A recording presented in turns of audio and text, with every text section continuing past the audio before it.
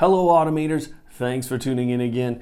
I'm going to go through all the latest news from the Google Assistant and related to the Google Home products obviously, but primarily this week we're talking about Google Assistant, its newest features and its newest upgrades and new products. So let's get going.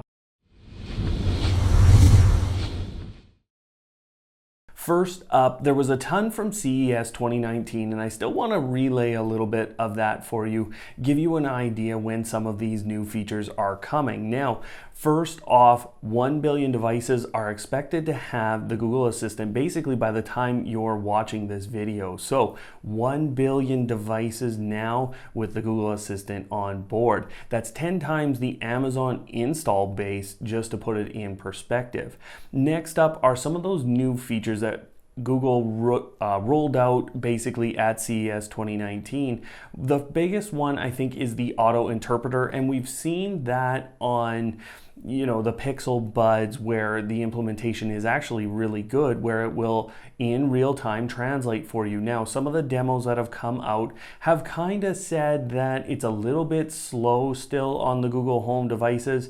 This is expected kind of into April with 27 languages being available. A couple other of the new features that were rolled out, we saw the e-ink display and what is essentially being called the Google Assistant platform. To me, this is the biggest thing. The Google Assistant is intended for basically companies, people, anyone to go out, build a small, easily integratable device that works with Google Assistant. So the e-ink display and the little IoT button that was actually a 3D printed button were very impressive low-cost devices that were intended to work with the Google Assistant. Now on top of that, you also have the auto-punctuation capability that will obviously work with Google Assistant enabled devices and phones. So the biggest thing is messaging on your Android phone. You're going to be able to have it punctuated on the fly, and there's not intended to be any settings that you need to enable.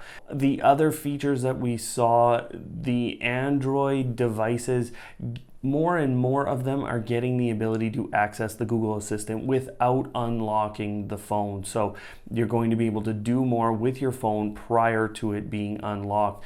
As of now, that's kind of limited to the Pixel phone. The other big thing, and this integration has already started rolling out, Google Maps. Now, what I'll tell you about the Google Map integration right now is a lot of the features that are promised are not working. So you can go ahead and you'll find when you start navigation that Google Assistant is on board. So you can do some things, but for example, right now, if you want to report your time to essentially arrive at a destination, you're not going to be able to do that just yet. You're going to have to wait a little while longer, but they have started down that path and it is looking very promising. Additionally, there are going to be flight and hotel reservation options that you have with your Google Assistant and your Google Home products.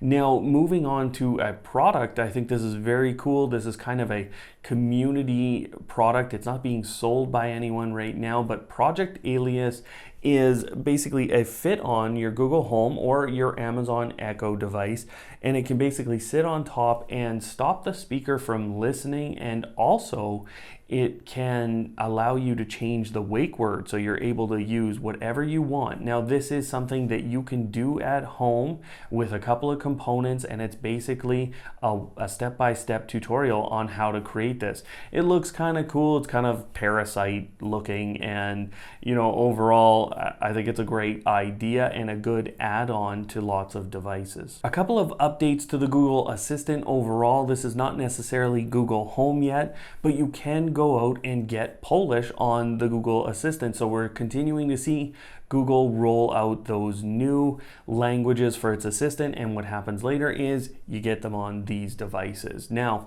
on top of that, the Google Assistant application is getting dark mode, and a lot of people have been asking for this.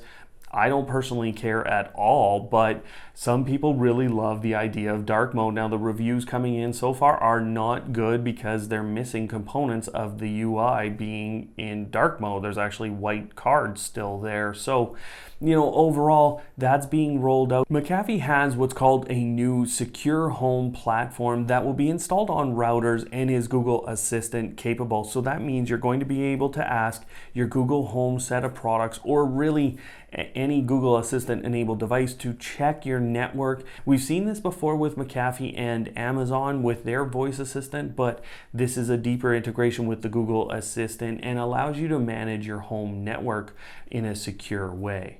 Here are some specs for a TV, and at the end of that, at the end of this, I will give you a price, and I think you're going to be pretty excited actually. This is a 4K Philips TV with Android 8.0, the ability to be a cast device, so you can cast to it, and it has the Google Assistant on board. All of this between 43 and 75 inches in terms of size, all for $350. Now, this is something that Philips unveiled at CES 2019, but I wanted to hit on this again just simply because of the specifications and the capabilities of that TV. When you think about Android applications on top of the Google Assistant and 4K capability, all for that price, I think I'm going to go get one, to be honest. Now, when we think about this and what Samsung has talked about with their Google Assistant integration, their Amazon Voice Assistant integration, and the ability for Bixby on all of their TVs to access a whole suite of Google applications, you have a lot of options out there right now for smart TVs that are very good. And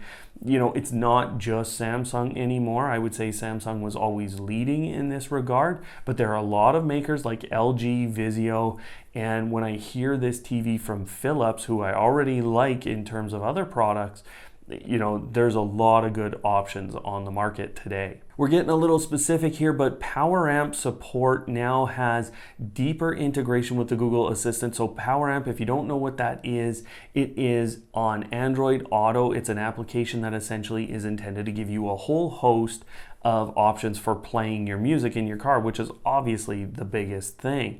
Now, it's gotten deeper and deeper integration over time, and one of the latest updates is the ability to integrate with your Google Assistant. I talked about this just a few weeks ago, that the Google Home Hub is essentially capable of operating the new Android OS, or the replacement for Android OS. That's called Fuchsia right now, and it's expected to take a year to 2 years. But what's interesting is there were some tests done on a Pixel 3, a Pixel 3 XL, and the ability for that phone to run the new Fuchsia OS. So it is also capable of running that OS as it stands today, and apparently it's operating very well. So very interesting to see that Google's new devices are getting the capability to operate this new operating system, or run this new operating system. Very impressive stuff from Google for forward thinking, and I really like to hear this, and that's why I tell you guys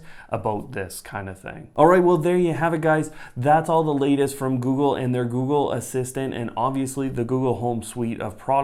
Pretty exciting start to 2019, actually, when you consider all of the new integrations, capabilities, features that are coming. So, of course, join the channel as we get these new features. I'm going to show you how to integrate them best into your life, and we have a whole set of other offerings here on the channel. So please do join us here on Automate Your Life, and we'll help you automate your life, get back time.